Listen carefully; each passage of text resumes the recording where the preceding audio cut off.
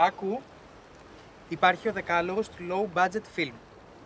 Όχι πάνω από 5 χώροι, όχι πάνω από 5 ηθοποιοί, όχι πάνω από 100 σελίδες, όχι παιδιά, όχι ζώα. Όχι ρε πούστη μου. Γιατί όχι ζώα? Γιατί γαμάνε το γύρισμα. Μαλάκα, τι σκατά θα στείλω στο Σαν Σεμπαστιάν. Κάτσε ρε παιδί μου, αμέσως να το απορρίψεις. Θα υπάρχει λύση. Τι λύση ρε Δημοσθένη, να πάρω λούτρινη Κάρμεν. Τι κάνω, Greek Weird Wave. Βάλε μου στο πλάτη.